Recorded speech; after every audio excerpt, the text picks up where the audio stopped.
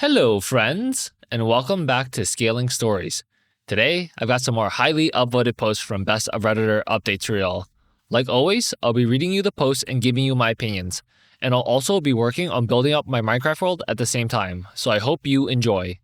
Also, I'm currently only in Spotify's creator program, so watching on there would help me out a ton. Thank you so much for your support. Today's first story comes from the Am I the Jerk subreddit. It was posted by RecitalFuneralThrow on June 16th, 2026, and was titled, Am I the Jerk for Prioritizing My Daughter's Recital Over a Funeral? My daughter, 5 female, had a dance recital on Saturday. Her dance studio scheduled everything a couple of months ago, so my husband and I were prepared to attend. Last Wednesday, my father informed me his mother-in-law, his wife's mother, had passed away, and the funeral would be on Saturday. He said that he and his wife wanted me to attend it with my family, but would settle for just me. I'll be honest, I didn't want to go. I didn't have a close relationship with my father's mother-in-law, and my kids saw her once a year at most. But I wouldn't mind attending if it weren't for my daughter's recital. The funeral would take place in a different city, a very short flight away, which my father had offered to cover, so it wouldn't be possible to attend both. I offered my condolences but said my daughter had a dance recital on Saturday and my family wouldn't be able to attend the funeral. My father said he understood why I couldn't take my children. Though his wife was disappointed, I wouldn't just tell my daughter's dance studio that there had been a family emergency. In spite of that, they both thought I should still go on my own. They said that my husband could attend the recital on his own, that missing one of my daughter's events when I'm there for everything else wouldn't be a big deal, and that she's so young that she probably wouldn't remember it anyway. She'd have more recitals in the future, but the funeral would only happen once. I stood my ground. Saturday came. I attended my daughter's dance recital. Both my father and his wife were radio silent all day, and I chose not to bother them. My father finally called me yesterday, and we had an argument. He said his wife was inconsolable because her mother loved me and my children, and it broke her heart that we weren't there to say our goodbyes. He also said he was disappointed at how dismissive I'd been of his wife and her family, and he couldn't believe I'd refused to make such a small sacrifice for someone who would drop everything to do the same for me. I continued to stand by what I did. I understand her passing was sudden and the funeral was rushed, but I had made a commitment to my daughter, and I wanted to honor it. My father said she should be old enough to understand that her mom had something more important to do. Am I the jerk here? Scaling Stories Corner. Nah. But also, this does feel like it can be kind of 50-50. So I disagree about the dad saying that OP's daughter is so young that it's okay to skip the recital because it's not like she'll remember it. You don't know that for sure. And for something the daughter put so much time and effort into, I think she's definitely going to be sad and confused that her mother wasn't there to see her perform. But I also agree that the father's argument that there's going to be more recitals in the future and there's only one funeral happening for the mother-in-law is also valid. That's a pretty good argument for me to attend the funeral if I was OP. I think that dad should have just had that point and also said maybe OP could do it for him and it would mean the world to his wife if she showed up to pay her respects in person. But also I did notice that OP refers to her dad's wife as just her dad's wife. So it's not like stepmom or mom or anything. So I'm wondering if OP's dad got married to her much later in OP's life, where she was already an adult and wasn't really a parent to OP. But yeah, besides that, anyway, the dad was just trying to say it's fine to skip because she's just a kid, the kid's not gonna remember, and she should understand blah blah blah as a 5-year-old that mom has more important stuff to do. A 5-year-old? Really? I think that was just completely the wrong way to approach the situation. So I don't blame OP for not wanting to attend the funeral. Now here are some of the top/relevant comments from the original post. Commenter 1 says, I don't want to say you're a jerk exactly, but depending on your relationship with your dad and his wife, you weren't very nice to them. Funerals aren't for the dead. They're for the living loved ones who are suffering the loss. Now, it sounds like that's not you, which is fine. I have distant relatives that I've been fairly indifferent about when they passed. But if you have a good relationship with your dad, and everything I wrote below hinges on the idea that you do, you should go to the funeral when he asks to support him while he grieves. It sounds like he really wanted you there, and it added to his hurt that you refused to attend. With that being said, I agree that you should always seek to keep commitments you make to your children, but there are going to be times you can't. This could have been a good opportunity for you to teach your child a somewhat complicated lesson about when it's okay to break a commitment and the value in showing up for others when they are in need. If your children don't learn that sometimes the best laid plans go sideways because of events beyond their control, they can become very rigid and unforgiving in their approach to life. I want to finish by saying that I lost my dad unexpectedly earlier in the year, and since then, I've been pondering some of the smaller details of our relationship. I can imagine if I was in the situation you described here, I'd be beating myself up a little for shunning his bid for support and understanding. OP says, I think that's a very good comment. I'll try to answer your questions as well as I can. I'm not close with my father's wife and consider her extended family, at best. My father and I have a rocky relationship for various reasons, but I do love him, and we see each other on a decently frequent basis. I show up to almost everything my father and his wife invite me to. My father wasn't fond of his mother-in-law and, based on their history, did not want me there to support him.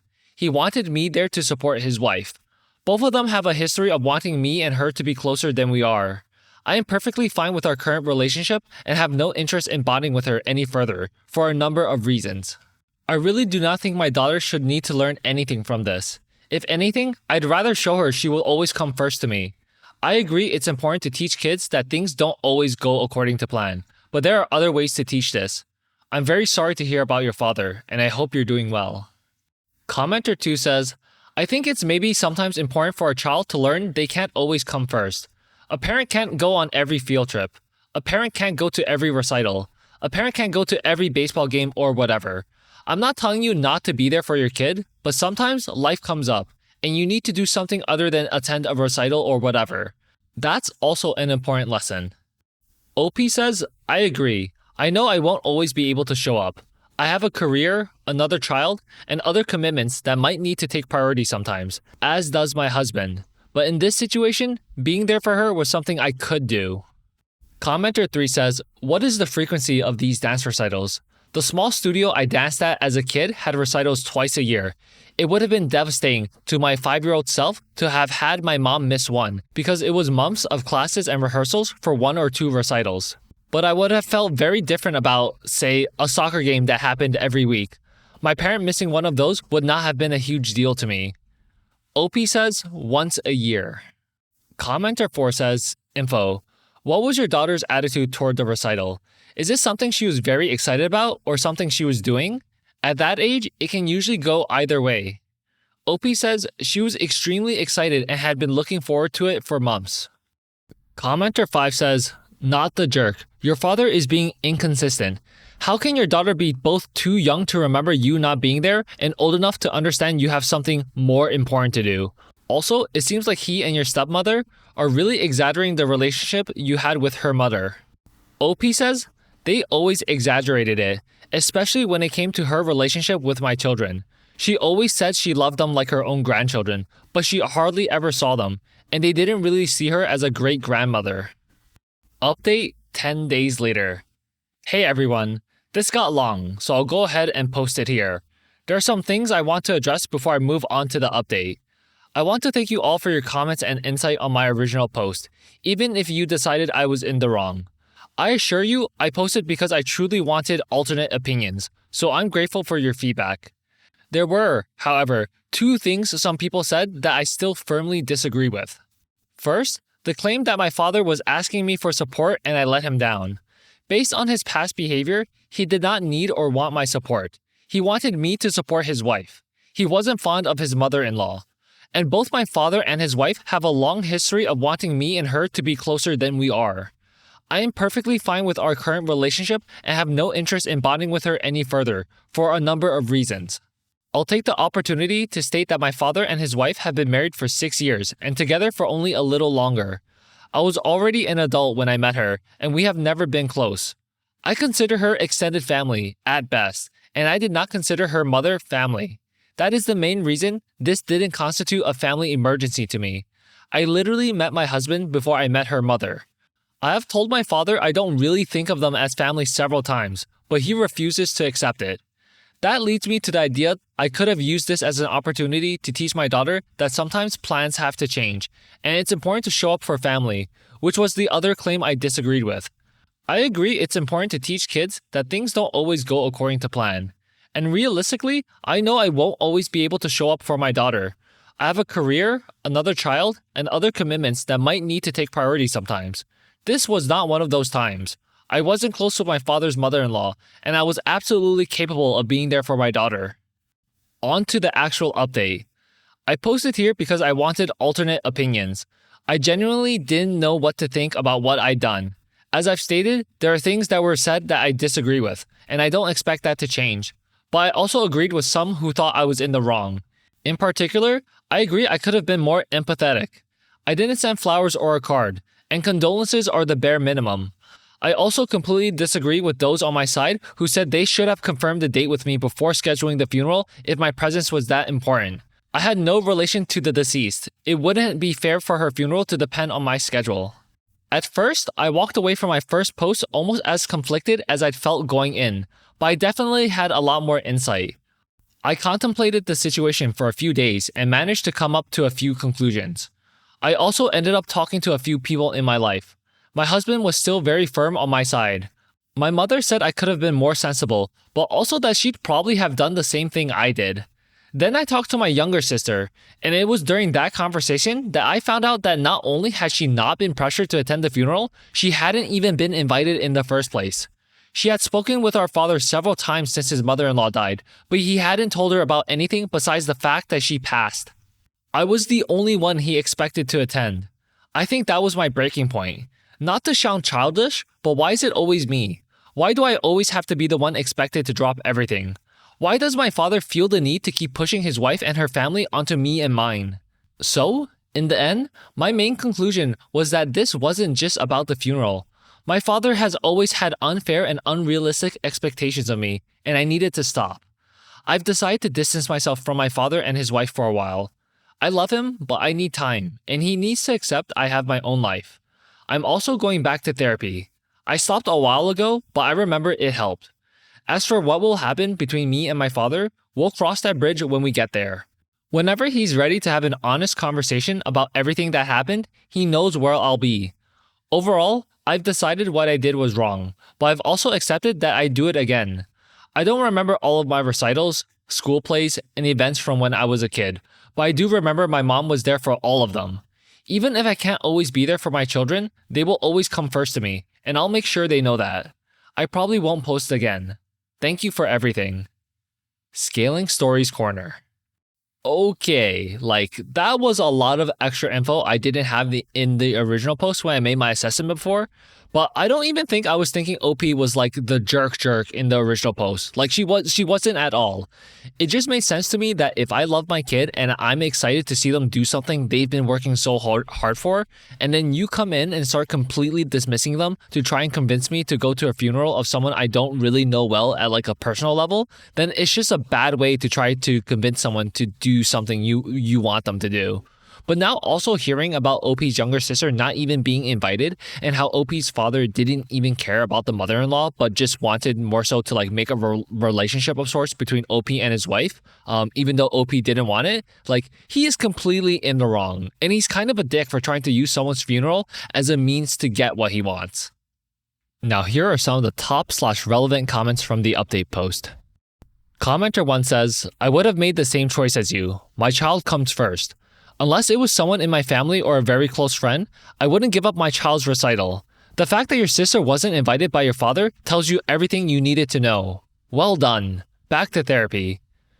OP says, if it was someone I considered family or a close friend, I would have gone to the funeral too. In that case, we'd probably be in the same city, so I tried to find a way to attend both. Commenter 2 says, that's amazing. It completely reveals the lie that family is important when your little sister wasn't also getting leaned on. Congratulations on getting this clarity. OP says, honestly, I should have seen it coming. It happened all the time when we were younger. Commenter 3 says, I don't know if there was any way for you to make them happy in this situation. I suspect that even if you had gone to the funeral, they would have repeatedly talked about how disappointed they were that you didn't bring your whole family. OP says, probably. My father's wife seemed to be the only one upset about that, but they both tried to get my kids to bond with her and her mother too. We had an argument a couple of years ago because I wouldn't force my kids to hug her mother. My daughter was 3 and didn't remember her. It was their second time ever seeing each other. Commenter 4 says, "Are you the oldest? My dad did something similar to me, as far as expectations go, especially when he was in the process of marrying my evil stepmother. I didn't go along with his wishes because I simply don't owe him subservience, just like you don't owe that to your father. You are a good mom. Your daughter needed your support at her recital, and you were there. Your priority should always be your immediate family. Now that you're married with a kid, your father is extended family. It is what it is."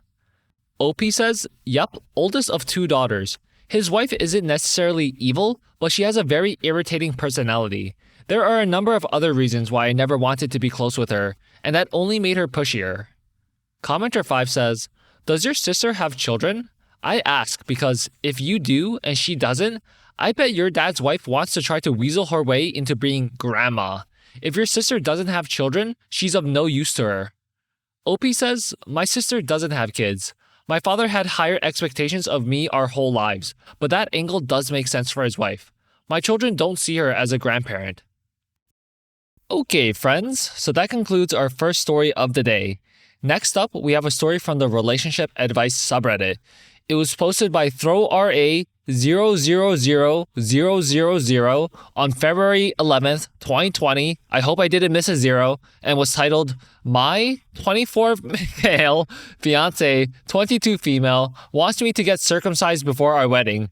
I refuse and it's causing huge arguments. Am I being manipulated?" We met in the summer of 2018 and got engaged last year. Although our relationship is pretty solid, she can be very hot-headed. For example, she gets upset when things don't go her way and takes it as a personal insult. It's definitely a princess syndrome that can be difficult to deal with, but it never caused serious issues. A couple of months ago, she told me that I will get circumcised before our wedding later this year. I said no, and she straight up told me it's not a choice.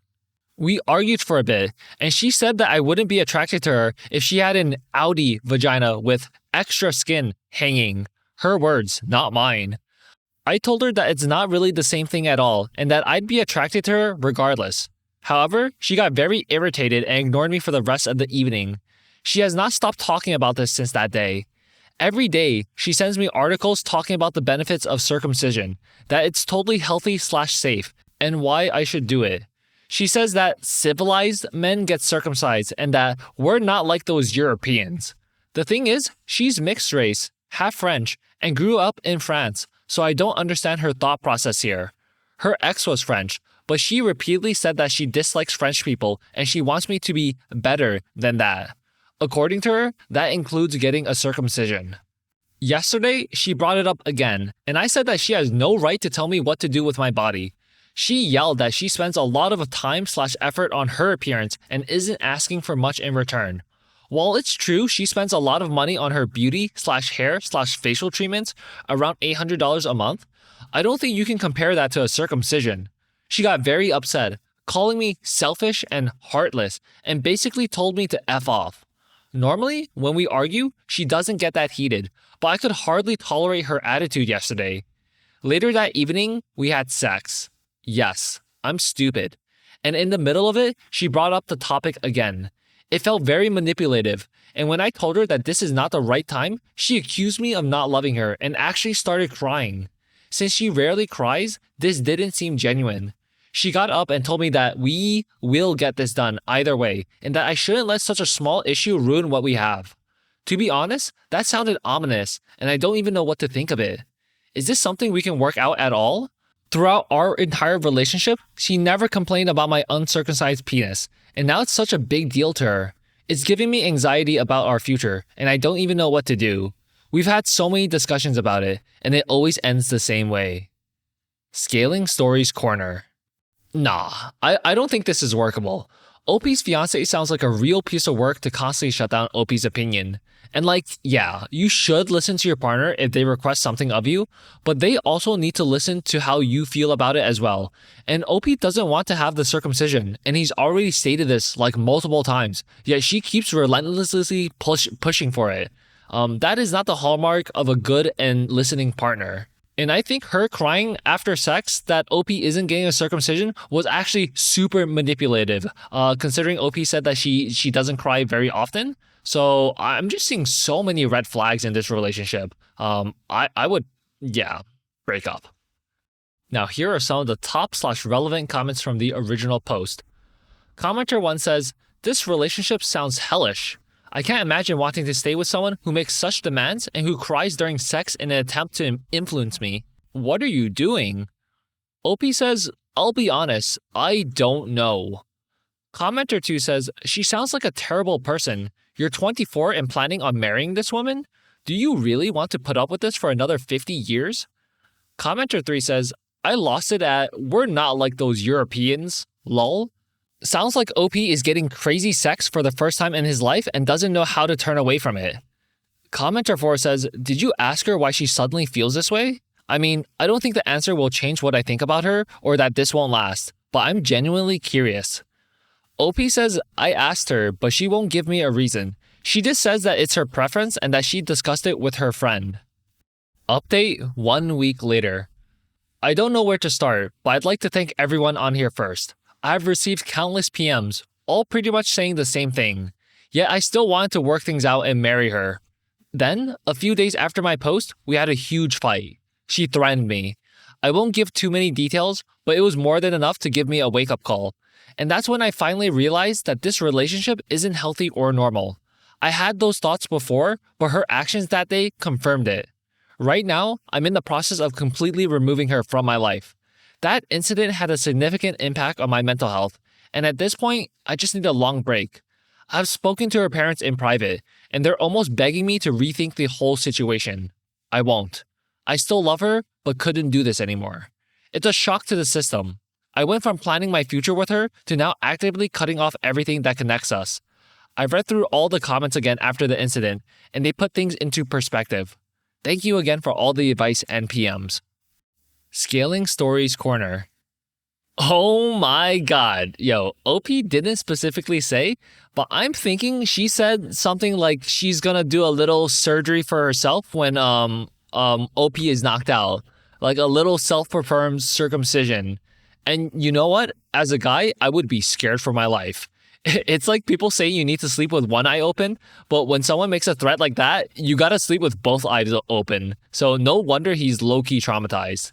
And good for him that he's not marrying into this Omega red flag for a wife. Now here are some of the top/relevant comments from the update post. Commenter 1 says, "I'm proud of ya, bud. Your ex was not mature enough for marriage, that's for sure. Congrats on keeping your willy intact and dodging that bullet." Commenter 2 says, "I went from planning our future to cutting off everything that connects us." Well, almost everything, lol. Okay friends, so that concludes today's video. Leave a like and comment down below to let me know what you thought of it, and I'll see you again tomorrow. Take care.